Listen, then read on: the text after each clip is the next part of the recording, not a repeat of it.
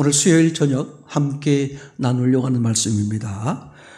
누가복음 5장 12절로 16절 말씀입니다. 이 기록된 기수의 말씀 우리 함께 읽을 때에 각자 주의 음성을 꼭 들을 수 있기를 원합니다. 시작.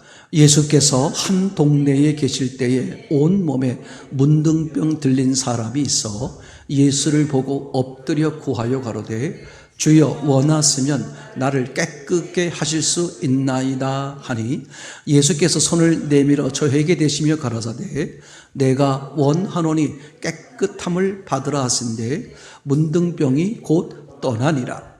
예수께서 저를 경계하시되 아무에게도 이르지 말고 가서 제사장에게 내 몸을 보이고 또 내 깨끗게 됨을 인하여 모세의 명한 대로 예물을 드려 저희에게 증거하라 하셨더니 예수의 소문이 더욱 퍼짐에 허다한 무리가 말씀도 듣고 자기 병도 나음을 얻고자 하여 모여오되 예수는 물러가사 한적한 곳에서 기도하시니라. 아멘, 아멘. 오늘 제목은 예수님의 고민, 이렇게 제목을 정했는데 오늘 예수님의 고민에 대한 본문을 나누기 전에 표현이 이상한데 목사의 고민. 요즘 제 입장에서 제가 가장 많이 고민하는 것이 어떤 것이냐 하면 이런 내용입니다. 제 삶을 가만히 돌이켜보면 이렇게 말씀과 삶을 다르게 사는 부분이 많다 하는 그런 생각, 그런 자책감이 많이 들곤 합니다. 다른 말로 말하면 성경 말씀대로 그렇게 말을 해놓고 실제 내 삶에선 내가 말한 대로 그 말씀대로 살지 못하는 나 자신을 종종 발견하게 되면 참 이루 말할 수 없이 죄책감과 함께 내가 이렇게 살아서 되겠나 그죠? 하는 이제 그런 여러 가지 복잡한 이렇게 마음이 드는 것이 사실입니다. 사실 목회를 하면서 또 그 이전에 신앙생활을 하면서 항상 가졌던 그런 고민이기도 해요. 말씀과 삶이 다른 거, 또 주의 말씀에 따라 그렇게 말한 것과 내가 실제 사는 모습이 이렇게 격차가 있는 것. 아마 저는 이것은 제 입장에서 볼 때는 제가 교회를 처음 나오고 신앙생활을 처음 할 때부터 그런 격차가 있었다고 생각이 되어집니다. 이제 그러면서 고민을 많이 해봤고 또 돌이켜보기도 하고 그러면서 나름대로 하나 깨달아지는 것 중에 하나가 뭐냐 하면 결국 제 입장에서 지금 제가 말씀을 드리려는 관점에서 보면 이 격차를 점점 줄여가는 것이 신앙이 아닐까 하는 생각으로 많이 이렇게 갖게 됐습니다. 어떻게 하면 말씀과 삶이 일치가 될까? 어떻게 하면 그 말씀을 말하는 그 말과 내 삶이 일치가 되게 할까?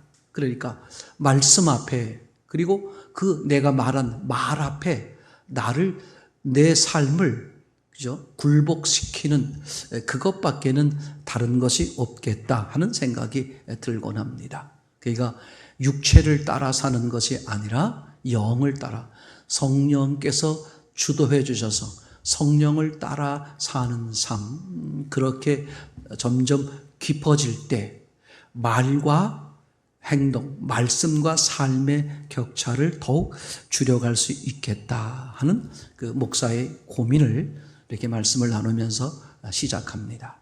오늘 예수님의 고민 이런 제목을 가지고 이 누가복음 5장 이게 문둥병자 사건인데 다른 복음서에서도 문둥병자 이야기가 많이 나옵니다만 이 본문을 통해서 말씀하시는 그 주님의 음성을 우리가 들었으면 좋겠다.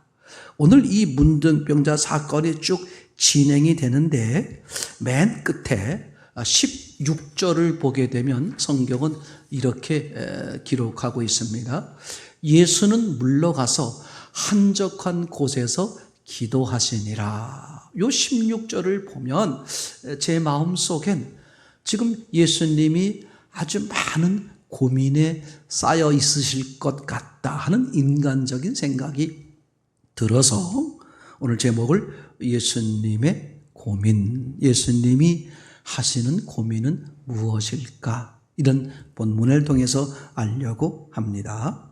첫 번째 보려고 하는 단락은 인생은 고난을 위해서 태어났다. 이렇게 우리가 종종 특별히 그리스도인들이 이야기하곤 합니다. 인생은 고난을 위하여 났나니, 이게 어디 나오는 말씀이냐 하면 욥기서에 등장하는 말이죠. 그런데 중요한 건 욥기서에서 누가 한 말이냐 하는 것이죠. 우선 욥이 한 말일까? 그죠? 아니면 하나님이 하신 말씀일까? 아니면 욥의 친구가 한 말일까? 그죠? 이 내용은 욥의 친구 엘리바스인가요? 욥의 친구가 한 말입니다. 그죠? 그러니까 엄밀하게 말하면 그죠? 인생은 고난을 위해 태어났다라고 말하고 있는 그 욥의 친구의 말이 그죠? 반드시 진리는 아닐 수 있다는 것을 말하려고 그러는 것입니다. 왜냐하면 그죠? 이건 하나님이 말씀하신 게 아니라 다른 사람이 말한 것이기 때문에 그럴 수 있습니다. 그렇다고 해서 인생에 고난이 없다는 말이냐? 그렇지 않아요.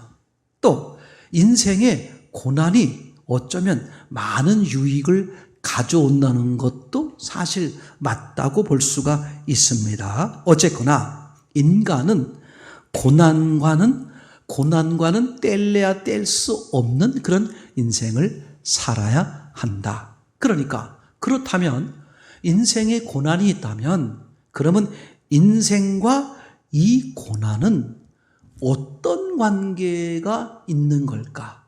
어차피 인생 중에 고난이 있으니까 고난을 그저 남의 일로만 여기지 말고 내 인생에 이 고난은 어떤 내게 유익을 주는 건가 또는 유익이 아닌 해를 주는 것인가? 도대체 인생과 고난은 어떤 관계가 있는 것일까? 우리는 어차피 인생 속에 있으니까 고난의 문제들을 이렇게 한번 정리를 해봤으면 좋을 것 같습니다. 사람들이 겪는 고난 중에 여러 가지 고난이 있을 수 있는데 어떤 고난이 가장 힘들까 생각을 해보게 됐어요. 근데 크게 나눠보면 이럴 수 있을 것 같아요. 정신적 고난이 있을 수 있고, 그죠? 그 다음에 육체적 고난, 질병이라든지 육체적 고난이 있을 수 있고, 그 다음에 그 외에 물질적 고난이라 그럴까요? 그런 물질적 고난이 있을 수 있겠죠. 그러니까 어떤 고난이 더 힘들까 생각해 볼 수 있겠습니다만, 그건 사람에 따라서, 상황에 따라서 다를 수 있다고 생각이 되어집니다. 두 번째 생각해 보려고 그러는 것은 오늘 본문에는 고난 중에 어떤 병이 나오냐면 문둥병에 대한 그런 이야기가 등장을 합니다. 우리는 먼저 이 문둥병이 무슨 병일까? 이거 한번 곰곰이 생각하면서 예수님은 이 동네에서 이 문둥병을 만나서 이 사건이 벌어지는데 그래서 이 문둥병을 통해서 이 본문을 읽는 독자인 우리에게 무엇을 말씀하려고 하시는 것이냐? 그죠? 그 예수님의 고민을 들을 필요가 있을 것 같습니다. 첫 번째는 무슨 병이냐 하면 이 문둥병은 고치지 못하는 병이라고 말할 수 있죠. 이건 나균이라는 그 균에 의해서 이제 이렇게 몸에 전염이 되고, 그죠? 이것은 지금은 이제 많이 고쳐지고 있습니다만 이 당시 옛날에는 이 불치병에 이것은 불치병이다. 그죠? 이건 뭐 해결할 방법이 없다. 그저 죽음을 기다려야만 되는, 어쩌면 이미 죽은 목숨이다. 그렇게 여길 수 있는 병 중에 하나가 되겠죠. 그럼 증상은 어떻게 될까? 그죠? 이 균에 의해서 몸의 조직이 나쁜 쪽으로 변형이 되는 그런 질환 종류라고 말할 수 있죠. 한마디로 말하면 온 몸이 녹아내리는 거예요. 뭐 진물이 난다든지 이렇게 자기도 모르게 그죠? 몸의 한 부분이 골마지면서 점점 그렇게 되는 병이라고 얘기할 수 있겠죠. 그래서 감각이 손실돼 버려 감각을 느끼지 못하는 거죠. 또는 마비가 된다든지 또는 근육이 위축이 된다든지 그래서 자신도 모르게 점점 몸이 썩어 녹아 내리면서 서서히 죽어가는 병이 바로 뭐다? 이 불치병이라고 말할 수 있는 문둥병에 해당되는 거다. 이렇게 이 문둥병은 병 중에 가장 무섭다고 말할 수 있는 그런 병이라고 말할 수 있습니다. 뿐만 아니라 이 당시 이 사회에서는 이 문둥병에 걸린 사람들은 또 어떤 어려움이 있었냐 하면 가족, 친구, 그리고 사회로부터 즉 사람들로부터 완전히 뭘 당하는 거예요? 격리를 당하는 병 중에 하나가 뭐다? 이 문둥병이다. 그러니까 그 병에 걸리면 고칠 수 없는 불치병으로 죽어가고 있는 병일 뿐만 아니라 더 나아가서 모든 사람들로부터 버림을 당해. 그죠? 모든 사람들로부터 버림을 당하는 그런 어려움까지 함께 겪어야 한 병이 바로 이 문둥병에 해당되어진다. 더더군다나 지금 이 성경의 배경이 이스라엘 사람들이니까 이스라엘 나라에서는 이 문둥병, 즉 나병, 한센병 이렇게 말하기도 합니다만 이 병에 걸리면 불치병이란 건 말할 것도 없고 그래서 사람들로부터 다 쫓겨나는 것은 말할 것도 없고 이건 하나님으로부터도 버림받은 즉 신이 하늘에서 하나님이 내리는 최악의 벌 중에 벌이다. 이렇게 사회가 여기고 있었기 때문에 이 문둥병에 걸린 사람은 이제 그런 점에서 보면 어떻게 말할 수 있어요? 육체적으로도 끝난 것이고 사회적으로도 끝난 것이고 그리고 이렇게 신정국가 즉 신앙세계에서도 완전히 끝나버린 그죠? 완전히 끝나버린 그래서 문둥병에 걸린 사람들은 그 사회에서는 부정하다 근처를 모르게 하는 거죠. 혹시 근처에 오게 되면 그죠? 돌로 던져서 그 사람을 죽여도 죄가 되지 않는 그런 아주 사회로부터 특별히 유대교 사회에서 완전히 고립된 버림받은 대표적인 질병 하나가 이 문둥병이라고 말할 수 있다는 거죠. 그렇죠? 자, 그러면 이제 세 번째. 그래서 이 문둥병자는 사면초가에 완전히 그냥 이렇게 지금 처하게 됐는데 육체의 괴로움, 그죠? 그 다음에 사회로부터의 완전한 그런 괴로움, 즉 정신적인 괴로움, 그리고 신으로부터로도 버림받았다는 그런 영적인 괴로움, 인간이 겪을 수 있는 모든 괴로움을 한 몸에 지고 있는 그 모습이 바로 뭐냐면 이 문둥병으로 이렇게 표현하곤 한다. 그러면 구약에서도 문둥병을 그렇게 종종 말하기도 합니다. 그래서 하나님의 진노를 받았을 때 모세의 누나 미리암이 문둥병에 걸리는 사건들이 있었죠. 그죠? 알게 모르게 문둥병 그러면 부정하다. 다시 말하면 하나님으로부터 버림을 받았다. 이런 식의 표현이나 그런 식으로 해석하거나 그런 식으로 이해하는 그 모습이 그 이스라엘 세계에서는 많이 있었다는 것을 우리가 생각해 보게 됩니다. 자, 이렇게 문둥병이 어떤 병인가 생각을 해보게 됐고요. 세 번째는 그런데 이 문둥병자에겐 뭐가 있었느냐? 사람이 경악할 만한 믿음이 있었고 근데 그 문둥병자의 믿음 앞에 예수님은 또 어떻게 반응을 했는가? 이게 참 아주 오늘 본문에서 아주 중요한 관건이라고 생각이 되어지는 거죠. 첫 번째 보려고 하는 것은 문둥병자의 확고한 믿음이 있었다. 이제 이 당시 사회에서는 그저 문둥병은 아무도 못 고친다. 그죠? 그건 다 이미 알고 있고 본인도 알고 있는 것이고 이스라엘 사람들은 누구나 다 그렇게 인정하고 있는 거죠. 그러니까 죽는 날만 기다려야 되는 그 문둥병자가 어떤 믿음이 있었냐면 예수님 앞에 나오는 거예요. 그러면 예수님 앞에 나오면 즉 부정한 병인 문둥병자가 성한 사람 앞으로 나오면 어떻게 된다? 돌탕에 맞아 죽는다. 이런 얘기거든요. 그런데 지금 이 문둥병자는 예수님 앞에 나오는 거예요. 즉 돌탕에 맞아서 죽을 수 있는 그런 위협이 있음에도 불구하고 예수님께 나오는 거죠. 그리고 예수님께 뭐라고 말해요? 원하시면 나는 깨끗하게 됩니다.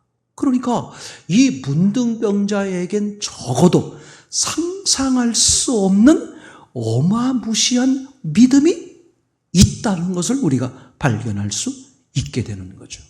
당시에 또 그 후에도 성경에 보게 되면 예수님께 나오는 병자들의 유형을 나눠보면 대개 이런 사람들이에요. 회당장처럼 예수님 우리 아이가 병이 들었습니다. 그죠? 와서 손을 얹어 기도해 주시면 병이 낫습니다. 손을 얹어서 기도해 주십시오. 대개 이런 유형의 병자들이 예수님께 나오는 모습인데 오늘 이 예수님께 나온 이 문둥병자는 어떤 모습이었어요? 그죠? 자기가 돌탕에 맞아서 죽을 그런 위험이 있음에도 불구하고 나는 저 예수님 앞에 가면 병이 나을 수 있다. 그리고 예수님에게 내 몸을 만져주십시오. 그럼 병이 낫습니다. 그렇게 하는 게 아니고 뭐라 그래? 당신이 원하기만 하면 그 말을 좀 심하게 해석하면 그냥 만지지도 마시고 말씀할 것도 없고 그저 당신 마음에 원하기만 해도 내 병은 나을 수 있다 하는 확신이 있었기 때문에 어떻게 돼요? 돌탕에 맞아 죽을 수 있는 곳임에도 불구하고 서슴없이 예수님 앞에 나오는. 그러니까 오늘 이 본문에서 이 문둥병자는 상상할 수 없을 정도로 큰 믿음이 있다는 것을 지금 우리에게 이야기하고 싶은 것이죠. 두 번째는 그런데 거기에 대해서 예수님이 이상한 행동을 하신다. 그죠? 어떤 행동을 하셨습니까? 예수님이 하신 행동 13절에 보면 이렇게 써 있습니다. 손을 내밀어 저에게 대시며. 이게 이상한 거예요. 아니 문둥병자는 뭐라고 말했어요? 아니 손에 대실 것 없고 그냥 말씀 안 하셔도 좋습니다. 마음에 원하시기만 하면 내 병이 낫습니다. 그렇게 지금 이 어마무시한 문둥병자가 큰 믿음으로 고백하는데 예수님이 거기에 대해 어떻게 반응하느냐? 그죠? 그 문둥병자를 만지시는 거예요. 여러분 이건 엄청난 큰 사건입니다. 문둥병자는 이스라엘 사회에서 어떤 모습이었죠? 부정한 자, 하나님 앞에 버림받은 자다. 그래서 부정한 자를 만지면 본인도 어떻게 된다? 본인도 부정한 자가 되는 거죠. 그래서 부정한 자를 만지면 안 돼요. 근처도 못 오게 하는 거예요. 시체 같은 거 만지면 안 되는 거예요. 피 흘리는 자를 만지면 안 되는 거죠. 이런 문둥병자를 만지면 같이 뭐가 돼버려요? 같이 하나님 앞에 부정한 자가 돼서 사회에 격리를 받는단 말이에요. 그런데 거꾸로 예수님은 만져달라고 하지도 않았는데 오늘 이 문둥병자를 만지시는 거예요. 그죠? 예수님은 왜 그러실까 하는 중요한 점이죠. 이게 하나님이신 예수님의 본래의 모습이라 그럴까요? 그러니까 예수님은 왜 이 땅에 오셨느냐? 오늘 이 문둥병자와 같은 문제가 있는 고난 속에 빠져 있는 이 인간들, 사람들, 인류를 구원하시기 위해서 어떻게 예수님이 오신 거죠. 그죠? 아무리 그죠? 고난 속에, 고통 속에, 어려움 속에, 위험한 곳에 빠져 있는 사람을 건지고 싶은 뜨거운 사랑의 마음이 있다고 할지라도, 이 부정한 자를 건지고 싶은 그런 뜨거운 사랑이 있다고 할지라도, 부정한 자를 만지면 함께 부정해진단 말이에요. 구할 수 없단 말이죠. 그런데 예수님만 가능하다는 거죠. 왜냐하면 예수님은 그죠? 어떤 부정한 자를 만져도, 그죠?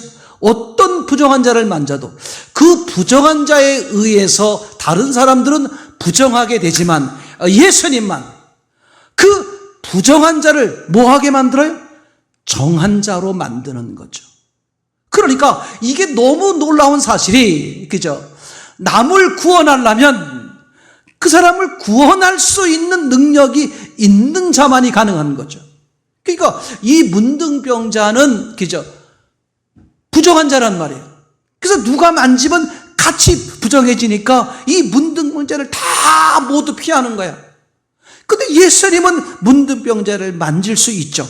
왜냐하면 예수님은 하나님이시기 때문에 부정한 자를 정하게 할 수 있는 능력이 가지고 계신 유일한 분이기 때문에. 그러니까 혈류병 여인도 마찬가지죠. 그죠? 혈류병 여인이 예수님을 만집니다. 그러면 당연히 혈류병 여인은 부정한 자니까, 그죠? 부정한 자가 만지면 그 사람도 부정하게 되는데 왜 예수님은 부정하게 되지 않을까? 예수님은 이 부정한 혈류병을 고치셨기 때문에. 이게 너무 놀라운 사실이에요. 그러니까 이 세상의 모든 사람들을 온전하게 구원할 수 있는 그런 사랑이나 마음을 가지고 계신 분이 많이 있다고 할지라도 인생을 구원해낼 수 있는 유일한 분은 예수님밖에 없다는 게 너무 명확해요. 왜? 그분만이 부정한 모든 자들을 회복시킬 수 있는 유일한 능력과 거룩함을 가지고 있기 때문에 그런 거죠. 그러니까 예수님 앞에 어떤 죄인도, 어떤 문제를 가진 사람도 예수님 앞에 나오면 어떻게 될 수 있다는 거예요? 모두가 해결을 받을 수 있다는 것이 되겠죠. 이렇게 예수님이 그 만지는, 그 문둥병자를 굳이 만지는 걸 통해서 우리에게 아주 말씀해주고 보여주는 장면인 것이죠. 그런데 여기서 세 번째, 예수님의 더 이상한 모습이 있습니다. 그러니까 문둥병자를 만져달라고도 안 했는데 굳이 만져서 하신 이상한 모습도 있지만 그보다 더 이상한 점은 14절에 등장을 하지요. 한번 보시겠습니다. 예수께서 저를 경계하시되 아무에게도 이르지 말고 가서 제사장들에게 내 몸을 보이고 또 내 깨끗게 됨을 인하여 모세의 명한 대로 예물을 드려 저희에게 증거하라 하셨더니, 여기서 아주 중요하게 예수님이 더 이상한 말씀을 하셨는데 어떤 말씀을 하셨다? 저를 경계하시되 아무에게도 이르지 말고. 이 경계하시되 이런 단어의 문맥의 의미가 뭐냐 하면 이런 거예요. 절대 말하지 마라. 제 표현으로 말하면 너 이걸 발설했다간 말했다간 너 죽을 줄 알아? 절대 말하지 마라. 아주 엄격히 절대로 말을 못하게 하는, 마치 귀신에게, 악한 영에게 하시는 그런 말씀을 지금 이 문둥병자에게 하고 있는 거죠. 경계하시되, 내가 다시 말하지만 절대 너 말하면 안 돼. 절대 말하지 마. 그렇게 예수님이 말씀하는 게 너무 이상한 거죠. 아니 이거 보세요. 지금 예수님은 제자들을 불러서 어떻게 했습니까? 모든 조건, 때를 얻지 못하든지 복음을 증거하기를, 하나님의 나라를 증거하기를, 예수님을 증거하기를 그렇게 원하시는 분이신데, 오늘 예수님이 이 문둥병자를 고쳐서 정하게 했어요. 깨끗하게 했단 말이죠. 그럼 문둥병자는 얼마나 기쁘고 얼마나 감사하겠습니까? 그죠? 그러니까 문둥병자는 예수님이 시키지 않아도, 그죠? 돈을 받지 않고도 자기가 자진해서 나가서 예수님이 내 병을 고쳤습니다. 내 문둥병을 고쳐서 내가 이렇게 이제 깨끗하게 됐습니다. 얼마든지 동네방네 다니면서 분명히 자기 딴에 전도를 할 거란 말이죠. 그런데 예수님은 그걸 미리 아시고 어떻게 하는 거예요? 전하지 못하게 하셨다. 그게 너무 이상한 거죠. 그거와 함께 맞물려서 또 뭐가 이상했습니까? 왜 모세의 명한 예물을 드리라고 했을까? 이게요, 성경을 볼 때 많은 분들이 잘 이해하지 못하는 그런 아주 중요하면서도 이해가 잘 안 되는 그런 내용이기도 합니다. 그러니까 두 가지를 묶어서 보면 이렇게 말할 수 있는 것이죠. 왜 경계하면서까지 절대 말하지 못하게 했을까? 두 번째로는, 그죠? 그거는 말은 못하게 하고 뭐 했어요? 제사장에 가서 내 몸을 보이고 모세의 명한 예물을 드려라. 그죠? 이거를 두 개를 합쳐놓으면 어떤 얘기가 되겠습니까? 우선은 예수님이 당신의 제자들에게는 복음을 증거하라고 그렇게 말씀을 하시면서 왜 이 문둥병자에게는 그렇게 하지 오히려 거꾸로 말하지 못하게 했을까? 그러니까 이 문둥병자는 예수님이 원하시는 그 믿음이 아니다. 그 얘기를 명백히 보여주는 거예요. 근데 문제는 뭐냐? 왜 이 사람에게 전하지 못하게 했을까? 그죠? 그걸 예수님은 다 아시지만 누구는 모르죠?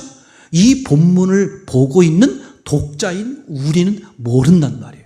그러니까 예수님은 왜 이 사람이 절대 예수님을 증거하면 안 되는지를 독자인 우리가 알아보게 하기 위해서 어떻게 하셨다? 제사장에게 내 몸을 보이라고 했다. 거긴 두 가지 복선이 있는 거예요. 한 가지는 뭐냐 하면 바로 이런 것이죠. 제사장에게 가면, 그죠? 이 사람이 이제 고침받은 것을 제사장이 확인하겠죠? 그러면 이 사람은 이제 어떻게 되겠습니까? 이 사람은 병이 완쾌되었다는 증서를 받게 되겠죠. 이 증서를 가지고 어떻게 할까요?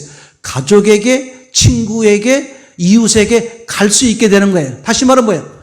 관계를 회복시켜주는 중요한 일이 되는 거죠. 우선 그 일 때문에 이제 병을 고쳐주신 다음에 그 문둥병이 낫는지 안 낫는지를 이렇게 판단해주는 제사장에게 가서 어떻게 몸을 확인시키는 거예요. 그래서 이제 관계를 회복시켜 주시는, 그게 이 땅에 오신 하나님이신 예수님이 하시려고 하는 것이죠. 다시 말하면 죄에 묶여 있는 사람들에게, 그렇죠? 악한 영에 속고 있는 사람들에게, 또 보이는 것에 매여 있는 사람들에게 어떻게 하는 거예요? 관계를 하나님과의 관계를 회복시켜 주시기 위해서 예수님이 오신 것처럼 그런 유형의 모형으로 오늘 이 문둥병자에게 제사장에 가서 내 몸을 보여서 깨끗함을 받는, 그래서 사회에 회복시켜주는 그런 이유가 있고, 그보다 더 확실하게 중요한 이유가 뭐냐 하면 모세의 명한 예물을 드려라. 이 말은 율법을 지켜라, 그런 말이 되겠죠. 아니, 예수님은 율법을 완전케 하러 오셨는데, 즉 예수님이 오시면 율법은 끝나는 건데, 이 예수님이 지금 이 문둥병자, 믿음을 가지고 있는 문둥병자를 어떻게 다시 율법의 자리로 도로 돌려놓는단 말이죠. 이걸 통해서 우리에게 말씀해 주시는 아주 중요한 의미가 뭐겠습니까? 지금 이 문둥병자로 표현된 이 믿음은, 그죠? 율법을 오해하고 있는 믿음이다. 지금 그 얘기를 우리에게 보여주고 싶은 것이죠. 자, 이제 큰 그림 세 번째. 자, 그러면 이렇게 말씀하시면서 예수님이 어떤 의도를 가지고 있느냐? 첫 번째, 하나님이신 예수님이 이 땅에 오신 목적이 뭐냐? 그죠? 뭐겠습니까? 죄인을 구원하러. 맞습니까? 그런데 예수님이 오시기 전에 하나님이 백성들에게 뭘 먼저 줍니까? 율법을 먼저 주잖아요. 그죠? 그러니까 율법을 통해서 예수님께 나올 수 있게 하기 위해서죠. 맞습니까? 그런데 예수님께 율법을 통해서 예수님께 나오는 유형은 두 종류다. 이게 복음서에서 계속해서 반복해서 아주 중요하게 말씀하고 있는 것이죠. 다시 말씀드릴게요. 하나님이신 예수님이 이 땅에 오셔서 죄인들을 구원하기 위해 오신 거예요. 맞습니까? 그런데 예수님, 메시아이신 예수님이 오시기 전에 하나님이 먼저 뭘 주셨다? 율법을 주셨단 말이죠. 그러면 율법을 통해서 메시아이신 예수님께 나오게 하기 위한 건데, 그래서 율법을 통해 메시아이신 예수님께 나오는 믿음은 두 종류로 구분되어진다. 첫째는 어떤 믿음이냐? 율법을 오해한 믿음이죠.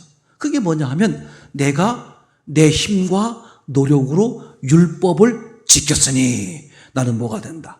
나는 의인이다. 이렇게 여기는 거예요. 그런데 그 사람들은 뭘 기다려요? 메시아를 기다리죠. 그러면 어떤 메시아를 기다리겠습니까? 율법을 지켜서 나같이 의인된 사람들을 맞이하러 오시는 메시아. 그죠? 지금 그런 메시아를 기다리는 거예요. 이해되겠죠? 그런데 막상 메시아라고 여기는 예수님이 오셨는데 당신 스스로 뭐라고 말씀하시느냐? 나는 의인을 부르러 온 것이 아니라 죄인을 부르러 왔다. 그러니까 율법을 오해한, 율법을 지켜서 의인된, 그래서 의인을 맞이하러 오시는 메시아를 기다리고 있었는데 그 메시아라고 말하는 분이 뭐라고 말해요?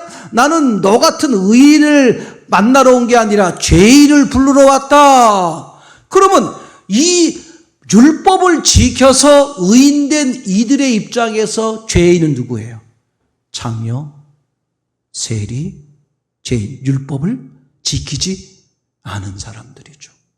그러니까 당연히 율법을 오해한 이들, 율법을 지켜 의인이 되는 그 믿음을 가진 이들이 볼 때는 저 메시아가 가짜 메시아다. 그죠? 하나님을 모독한다. 그래서 예수님을 죽이는데 앞장서는 거죠. 그럼 또 한 종류의 예수님께 나오는 사람, 그 사람은 율법을 바르게 아신 분들이죠. 뭐냐? 율법을 지키려고 아무리 애를 써도 지켜지지가 않더라. 그러면서 뭘 알게 되는 것이냐면, 율법으로 아무리 지키려고 애를 써도 율법을 지켜서 의인되는 것은 불가능하구나. 그러니까 그 사람은 어떻게 돼요? 나는 율법을 지켜서 온전해질 수 없는 죄인이구나. 그럼 그 사람들이 기다리는 메시아는 뭐예요? 나같이 죄인들, 나같이 내 힘으로, 내 스스로는 해결할 수 없는 죄인들을 맞이하러 오시는 메시아를 기다리겠죠. 그러니까 지금 예수님은 바로 그 점을 지금 우리에게 명백히 말해주는 거죠. 그러면 이 문둥병자의 믿음은 어떤 거냐? 그죠? 자기가 지금 뭘 알았어요? 내가 부정하구나. 이걸 알았습니다. 부정하다는 걸 안 건 잘했어요. 근데 어디가 부정하다는 거야? 육체가, 외모가, 껍데기가. 이게 문제란 말이죠. 하나님은 지금 사람들에게 너희는 부정해 라고 알게 하기 위해서 율법을 줬단 말이에요. 그럼 율법을 줘서 나는 부정하구나 라는 사실을 알아야 되는데 내가 뭐가 부정하다? 내 마음이, 내 중심이 부정하다. 그죠? 내가 주인 되어 하나님이 주인인 걸 떠나서 내가 주인 되어 사는, 내 힘으로 내 노력으로 잘할 수 있다, 의로워질 수 있다, 그렇게 여기는 믿음, 그죠? 그게 문둥병자의 믿음이야. 그런 믿음은 아무리 커도 하나님 앞에 버림받는, 너는 여전히 부정하다. 그러니 어디로 보내는 거예요? 다시 율법 아래로 보내는 거야. 율법을 다시 통과해. 네가 율법을 잘못 이해했어. 아멘. 이게요, 엄청 놀랍고 중요한 사건이 되겠죠. 그러니까 예수님은 바로 그래서 문둥병자를, 그죠? 예수님이, 하나님이 지적하려고 하는 부정한 것은 중심의 문제요, 마음의 문제요, 영이 부정하다, 그 얘기를 하려고 그러는 거예요. 하나님을 떠나서 네가 주인 되어 사는 삶, 그게 부정한데, 이 사람들은 율법을 통과했다고 여기는 이 문둥병자로 대표되는 사람들의 믿음은 뭐냐 하면, 나는 뭘 했습니까? 나는 지켰으니까 내 힘으로, 내 노력으로, 내 힘으로 나는 의인 됐어. 다만 껍데기만 지금 문제일 뿐이니 이 껍데기만 고침받으면 돼. 내 알맹이, 영은, 내 중심은, 마음은 온전해져 있어. 마치 그것은 율법사가 말한 것처럼 하나님 사랑과 이웃 사랑을 말할 때 이를 행하라, 그러면 살리라, 그렇게 예수님이 말씀하셨는데, 이 사람이 금방 뭐라고 말해? 내 이웃이 누굽니까? 그러니까 자기는 하나님 사랑, 마음의 문제, 중심의 문제, 영의 문제는 다 해결됐고 뭐만 하면 된다. 이제 이웃 사랑, 육체요, 보이는 사랑, 이것만 하면 된다. 그죠? 그런 거와 똑같은 모습으로 지금 이야기를 하는 거죠. 자, 이제 그렇게 됐는데 결국 고침받고 난 이 문둥병자는 어땠을까? 두 번째, 문둥병자의 만행 보면 15절에 이렇게 써 있습니다. 예수의 소문이 더욱 퍼짐에 허다한 무리가 말씀도 듣고 자기 병도 나음을 얻고자 하여. 그죠? 이 문둥병자가 어떻게 했다는 말은 안 나오지만 그 내용이 뭐가 나와 있습니까? 이 문둥병자가 나가서 얘기했겠죠. 그래서 많은 사람들이 예수에 대한 소문을 듣고 몰려 나와서 말씀도 듣고 그 다음에 뭐도 하겠다, 병도 고침받기를 원해서 몰려 나왔죠. 그러니까 지금 예수님이 말씀하려고 하는, 너는 잘못된 믿음이야, 외모를 기준하는 믿음이야, 그죠? 중심을 기준하는, 부정하다는 의미는 하나님과 사이에 문제가 있다는 얘기는 중심이요 마음의 문제를 말하는 것이, 가인의 중심이 부정하니까 가인이 드린 제물을 안 받는 것처럼 아벨의 중심이, 그죠, 정하니까 아벨의 제물을 받은 것처럼, 그죠, 중심의 문제요 마음의 문제를 얘기하는데 지금 어떻게 됐어요? 이 문제자는 못 알아듣고, 그죠, 자기가 알고 있는 육체 기준에, 외모 기준에 예수를 증거하는 삶을 살았다는 거죠. 이해되겠죠? 그러면 너무나 놀라운 사실이에요. 그로 인해서 몰려든 수많은 사람들은 예수님 앞에 말씀도 듣고 병도 고침받기 위해 자발적으로 모여왔지만 예수님에 대한 어떤 게 잘못된 믿음을 가지고 있는 사람들이니, 다시 말하면 진짜 예수님을 온전히 만날 수 있는 믿음이 하나도 없는 거죠. 그래서 이제 마지막 장면에 세 번째, 예수님의 고민 속에 16절 표현이 등장하죠. 16절 한번 보시겠습니다. 예수는 물러가서 한적한 곳에서 기도하시니라. 어떻게 했다는 거예요? 어디로 갔다고? 그죠? 수많은 사람들이 몰려 나오면 사실은 예수님은 어떻게 해야 돼요? 환영한다. 그죠? 웰컴. 어서와, 어서와, 환영한다. 이렇게 맞이해야 되는데 수많은 사람들이 왜 왔어요? 예수님을 죽이려고 온 게 아니야. 예수님의 말씀도 듣고 예수님으로부터 고침도 받기 위해서 수많은 사람들, 즉 예수님께 선한 목적을 가지고 나온 사람들인데 예수님은 그들을 환영하는 게 아니라 어떻게 하셨다? 그들을 피하셨다. 그죠?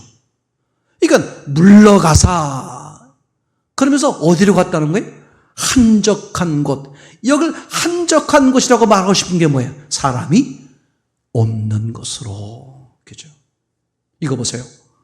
하나님이신 예수님 이 땅에 왜 오셨어요?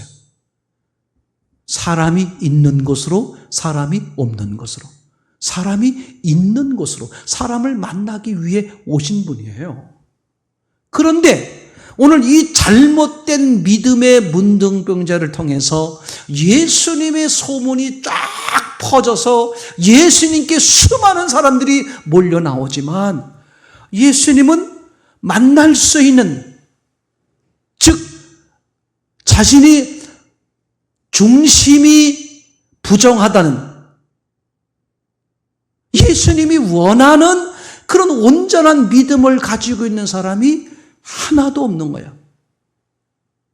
죄인된 마음으로 나오는 사람이 하나도 없는 거예요. 다 의인된 사람, 그죠? 중심의 문제가 아니라 외모의 문제가 있다고 여기는 사람들이 나오는 거예요. 예수님은 그들에게 주님이요 그들의 하나님이 될 수가 없는 거죠. 예수님 어떤 거예요? 피해버리시는 거예요. 그리고 어디로 갔다? 아예 사람을 안 만나는 곳으로 가셨다. 그리고 하신 게 뭘까? 기도하셨다. 저는 여기서 이제 보는 거예요. 예수님이 얼마나 마음에 고민이 있으셨을까? 그죠? 하나님이신데, 그 높고 귀한 그 모든 것을 다 버리시고, 그죠? 가장 추하고 낮은 모습으로 오셔서, 그죠? 인간 자체로 오시는 것만 해도 십자가라 그랬죠. 그리고 골고다에서 저 인간들의 모든 상상할 수 없는 죄악을 짊어지시고 처참하게 죽어질 뿐만 아니라 아예 그 더러운 심령 속에 찾아오셔서 영원히 함께 살아 주시려고 하시는 그 엄청난 사랑으로 오신 예수님이, 수많은 사람들이 예수님을 몰려옴에도 불구하고 예수님이 그들 가운데 단 한 사람도 맞이할 만한, 만날 만한 그런 온전한 믿음을 가진 사람을 하나도 보지 못했다. 그게 아까 서두에 말씀드렸던 목사의 고민. 저도 이런 사람 중에 하나가 아닐까 하는 생각이 참 드는 거예요. 말은 목사이지만, 말은 목회를 하지만, 말은 하나님 우리 아버지라고 말하지만 이 문둥병자처럼 외모를 기준하는, 그죠? 그러니까 말씀과 삶이 격차가 심한, 말한 것과 행동이 격차가 나는 그 모습이 어쩌면 예수님이 기뻐하지 못하는, 예수님이 만나줄 수 없는, 예수님이 함께 할 수 없는, 예수님이 피할 수밖에 없는, 그래서 한적한 곳에 가서서 고민하시면서 기도하시는 그런 유형의 믿음을 가진 것은 아닐까. 여러분, 사는 모습은 다양합니다. 그죠? 고난의 종류도 다양해요. 근데 오늘 이 문둥병을 통해서 예수님이 말씀하고 싶은 것, 사람은 껍데기가 문제가 아니라는 거예요. 잘생겼냐 못생겼냐 그게 문제가 없다는, 돈이 많냐 적냐, 많이 배웠냐 적게 배웠냐, 체력이 튼튼하냐 체력이 약하냐, 그죠? 그 사회에 어떤 좋은 위치에 있느냐, 머리가 좋으냐, 그런 외형적인 문제, 그런 외적인 문제는 하나님 앞에 아무 의미가 없다는 거야. 그걸로, 그죠? 그걸로 셈하고 그걸로 계산하고 그거 어리석다는 거야. 중심이 하나님이 주인이냐 내가 주인이냐, 그죠? 그럼 하나님은 영이요 중심을 보시는 분이니까 내 삶이 외모를 보느냐 중심을 보느냐, 사람을 보느냐 하나님을 보느냐, 매 순간 나를 돌이켜보는 것이 얼마나 중요한가. 교회 경력이 얼마인가, 교회 직분이 무엇인가, 그게 아무런 짝에 써먹을 게 아무것도 없는 거예요. 교회의 육체를 가진 인간 사회의 역할과 질서를 위해서 그런 권한이라 그럴까요? 그런 직분이 주어지는 것뿐이지, 그게 하나님 나라에서는요, 목사의 세계가 따로 있고, 권사의 세계가 따로 있고, 장로의 세계가 따로 있고, 평신도의 세계가 따로 있고, 전혀 그렇지 않은 거란 말이죠. 여러분, 우리 모두가 다, 그죠?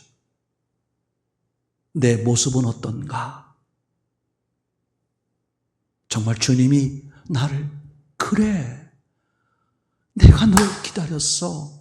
그래, 난 너밖에 없어. 바로 그래, 다윗처럼. 그래, 내가 원하는 믿음이야. 그죠? 그런 칭찬을 듣는 삶인가? 아니면 예수님 하고 예수님 앞에 찾아 나오는데 예수님이 슬며시 사라져버리는 그런 믿음을 가지고 있는 건가? 여러분, 직분에 매이지 마세요. 자기 그동안의 교회 경력에 매이지 마세요. 그거 100% 속는 거예요. 어저께 잘했으면 뭐해? 오늘 지금 주님과 어떤 관계냐? 그게 전부잖아요. 그런 예수님의 고민거리가 되지 않는, 기뻐 받으시는, 환영하여 양팔로 끌어안아 주실 수 있는 그런 중심을 기준으로 한 영적인 믿음이 모두 되시기를 정말 축원합니다.